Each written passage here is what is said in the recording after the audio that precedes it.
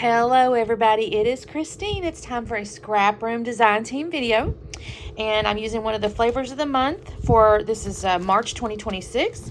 And I'll also show you, I've got the embellishment add-on and the pattern paper add-on. So let me show you first what comes in the what am I trying to say, the flavors of the month, which would be, you get 3 pattern papers. I think this is backwards. Hang on just a second. Let's see. Yes, here we go. I had the little sheet upside down. So this is our 3 pattern papers that we get. We got a gorgeous floral. This is Echo Park, by the way, in full bloom. We get a beautiful floral with a little tone on tone. This could be almost wind. I get the sense of wind or potentially rain, which would be really cute with this umbrella thing. This is so cute, y'all. And then we have green, which is of course floral, like, you know, springtimey feelings. And then we have this really sweet little floral with the tiny little flowers, and the back side is pink. So you got your B sides, which is blue, green, pink.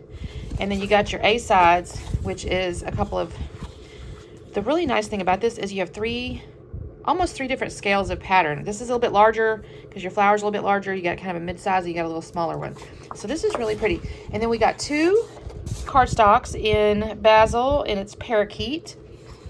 I have to be honest, I never thought of parakeets being green, but I guess maybe they are. I don't know much about birds. Maybe those are the green birds with the yellow bills or something. But that is really pretty. And then for the pattern paper add-on, which I don't know that I'll get into this yet. I have to see. I got my photo, and I'll show you in a second.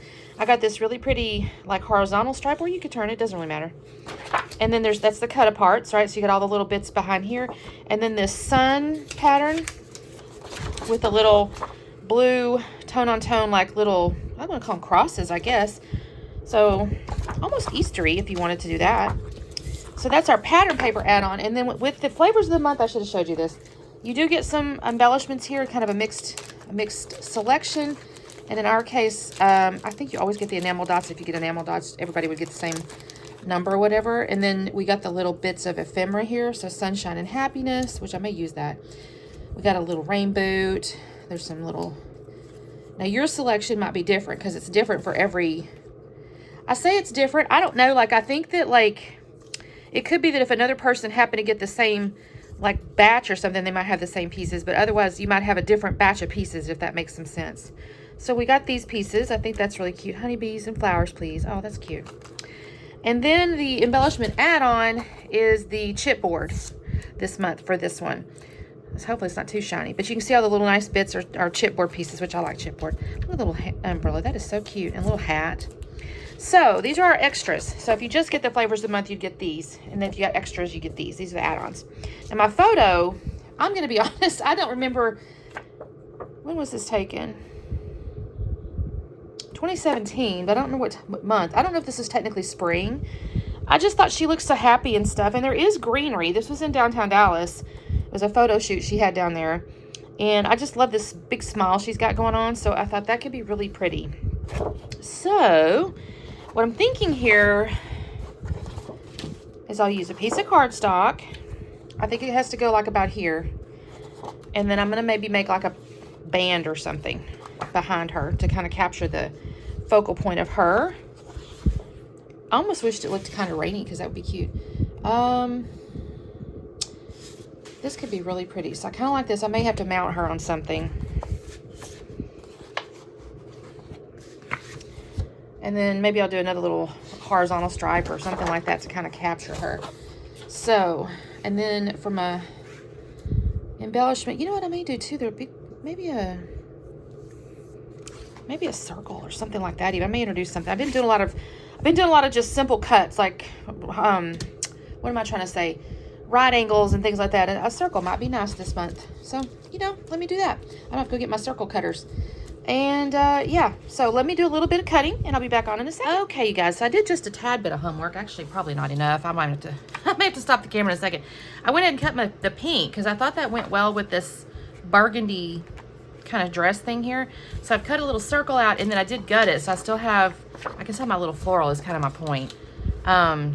But I need to trim this down just a hair. I don't want it to be, y'all, I am having such trouble. Somebody sent me an idea on how to store my cutters, and I liked it, but I don't have enough desk. I don't know, y'all, when I get moved, hopefully before the end of this year, I'm going to really try to be a little more thoughtful with how I organize stuff. Because, well, my last room I thought was pretty well done, but then we moved here in the wall space. I've mentioned this before. It's good, but it's also like it's too short up the wall. And I just feel like I don't have enough wall space. So I end up having to come into other areas. I don't know. It just feels, I love it and I don't love it. It's like it's a love-hate relationship at this moment. And some of it's probably because I've just used the spaces a bit inefficiently, and I probably could look at better, I don't know, I'm looking around right now and I'm like, yeah, I could probably use my wall space a little better. Anyway, let's glue this down because I know I'm going to do that. Y'all, I'm just a framer. I'm just a framer. I don't know. It's funny because we talking about like trends and styles and stuff like that sometimes. I don't know. Sometimes I think to myself, I don't really have a style per se because I will do just about any kind of thing. I'll do mixed media. I don't mind them if they're a little bit organic, meaning not real structured layouts. Also love grids. So, I don't know. I'd like to try to define my style, but I don't know that I could. But I have decided that I do love to frame these. I either doodle them or I'll just use paper, whatever the deal is. And so, all right, so looking at this, I told you guys I wanted to have a little circle. I do want a little horizontal band here. So let me cut that. Let's make it, let's see, if my photo's 6 inches across, if I make it,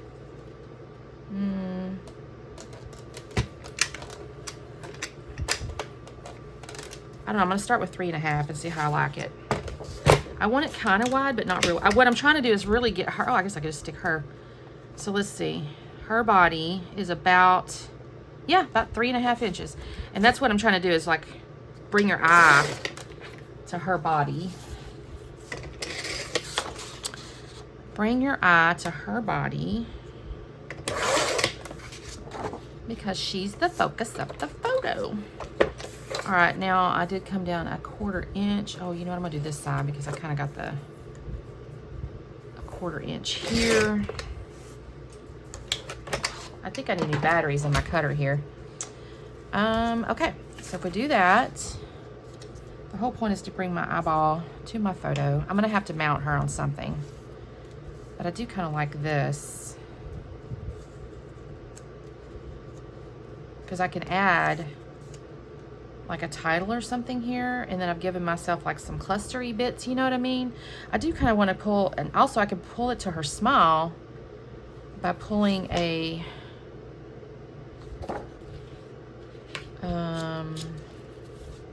I think I don't want to use 2 sets of florals. It's my challenge here. Or should I? I feel like no. I feel like I might have to use the blue. So let's just cut like a skinny blue. Now, since it's going behind the photo, I think I can split it. So we're just going to make it, let's just call it 1 inch. That might be a little too wide, honestly, now that I say that. Let's call it 1/2 inch.